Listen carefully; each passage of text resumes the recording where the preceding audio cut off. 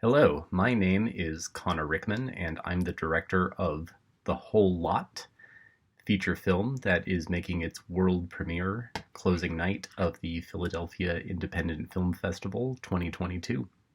And here are my answers to Tinsel and Tine's 5 questions for PIFF filmmakers.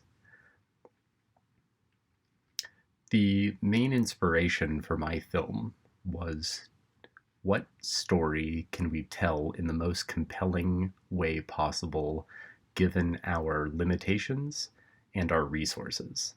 So I thought of every person I could work with, every location I could get into, every prop, costume, item that I could get my hands on, and worked with a very talented writer friend of mine, Matthew Ivan Bennett, to craft a story around those elements. And we kind of agreed on what the overall plot was going to be, and then I handed off the writing duties to Matt, who then went and ran with the idea and layered in thriller elements and a little bit of horror elements and psychological elements, and just made a really good, compelling character drama that wasn't going to break the budget and was going to be absolutely possible to make in the very limited amount of time that we had.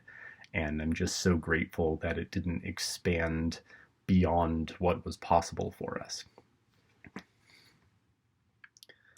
The music is a really special thing for me because it's a collaboration with my childhood friend, Russell Hughescamp. And Russell has been a composer for 2 different Sundance documentaries by the documentary filmmaker Jenny McKenzie. And when he heard that I was making a narrative feature, he volunteered to compose it for free, which was just like a dream come true for me because of how talented he is. So I gave him the cut of the film, and he just ran with it and went in and created a very interesting, unconventional film score that still just adds so much drama and excitement and nuance to the project in a way that I never would have been able to because I just simply do not have the musical talent.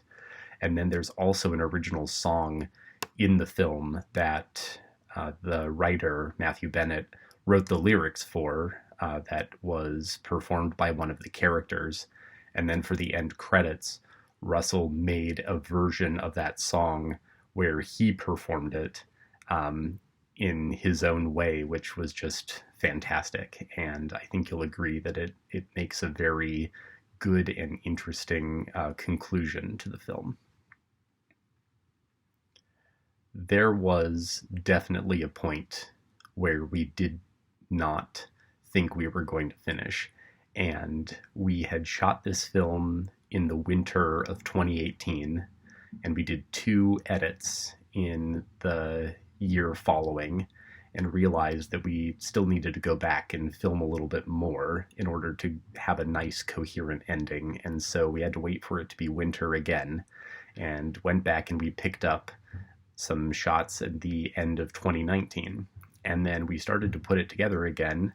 And of course, in the spring of 2020, everything shut down, and I had no income stream to continue the project. And we took about an 8-month break where we just kind of waited to financially recover in order to get the project going again. But luckily, I was employed again in the latter half of 2020, and I was able to dedicate some more resources into doing one more edit and be able to finish the project and put it through the sound mix and the color grade and the VFX and everything that we needed.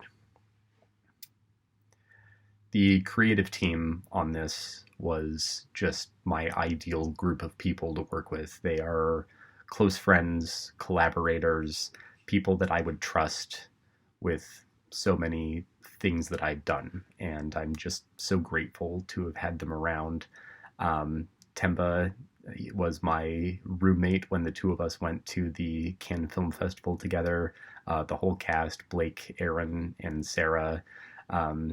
Lindy, who was an amazing collaborator and a very early champion of the project. my wife, Katie, the set photographer, Joel and Ryan, who edited, Denver and Roman, who shot it, Matt, and the other Matt, who all came together in the art department and the AD department and the writing. Andrew, who did the sound, Jacob, who did the post sound, Dan, who did the color, Joel, who went back and did more VFX, um, Clarissa, who did the costumes, Sandra, who did the hair and makeup, Derek, who did the lighting. Um, I'm sure I'm forgetting somebody, but every single one of you made such a huge contribution to the project, and it would not have been possible without you. So thank you, thank you, thank you, thank you.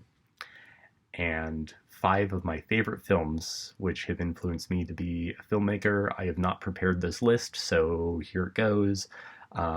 Raging Bull by Martin Scorsese, The Conversation by Francis Ford Coppola, Blowout by Brian De Palma, The American by Anton Corbijn, and we should probably put like a big budget blockbuster in there. So I guess maybe something like Tony Scott's Enemy of the State.